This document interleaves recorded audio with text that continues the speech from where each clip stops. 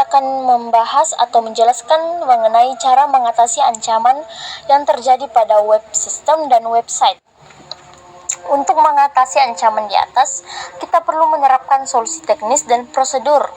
Yang pertama itu ada pengamanan di level kode atau development, seperti prepare statements dan parameter queries. Cara utama mencegah SQL injection, database membedakan mana perintah SQL dan mana data input pengguna. Kemudian input validation atau output encoding.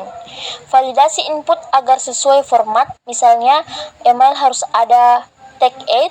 Lakukan encoding pada output agar script berbahaya tidak dieksekusi oleh browser. Kemudian anti-CSRF tokens. Gunakan token unik yang dibuat server untuk setiap sesi guna memastikan setiap perintah adalah sah. Kemudian yang kedua itu pengamanan akses atau authentication. Multifactor authentication menambah lapisan keamanan kedua seperti Google Authenticator atau kode SMS. Limit login attempts membatasi jumlah percobaan login, misalnya 5 kali salah akun terkunci 15 menit untuk mematahkan brute force. Kemudian implementasi CAPTCHA membedakan antara manusia asli dan bot otomatis pada halaman login atau registrasi. Kemudian yang ketiga itu ada pengamanan infrastruktur dan jaringan. HTTPS, SSL, dan TLS menginskripsi data saat dikirim agar tidak bisa disadap atau man in the middle attack. Kemudian yang kedua itu web application firewall, perisai yang menyaring lalu lintas berbahaya sebelum mencapai server Anda. Kemudian update atau patching, melakukan pembaruan rutin pada CMS atau framework dan sistem operasi server untuk menutupi celah keamanan lama. Kemudian ada pertahanan terakhir, yaitu monitoring dan pemulihan. Jika sistem berhasil ditembus, kita harus siap dengan rencana pemulihan. Yang pertama itu login dan monitoring, mencatat aktivitas mencurigakan secara real time agar admin bisa bergerak atau bertindak. Kemudian yang kedua itu ada strategi backup 321. Yang dimaksud dengan hal tersebut, 3 itu salinan data total. Kemudian yang kedua, media penyimpanan berbeda, misal cloud dan external drive. Kemudian yang ke-1 itu salinan disimpan di lokasi yang berbeda, off-site agar aman dari bencana fisik.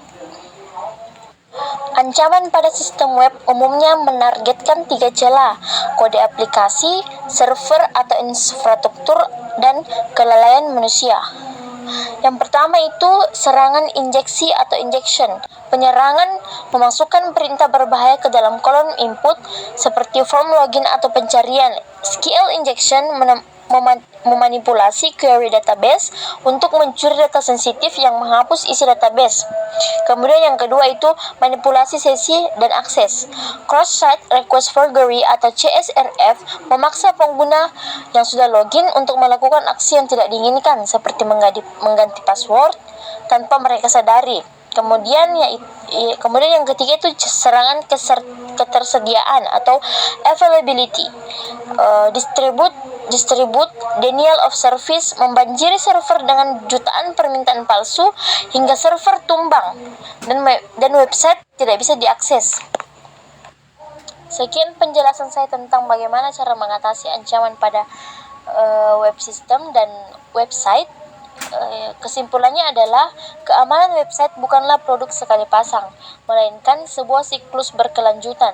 Kita harus terus memantau, memperbarui, dan menguji sistem untuk menghadapi ancaman yang terus berevolusi. Tipsnya, gunakan alat seperti OWASP, ZAP, atau SNYK untuk memindai celah keamanan pada website Anda secara otomatis.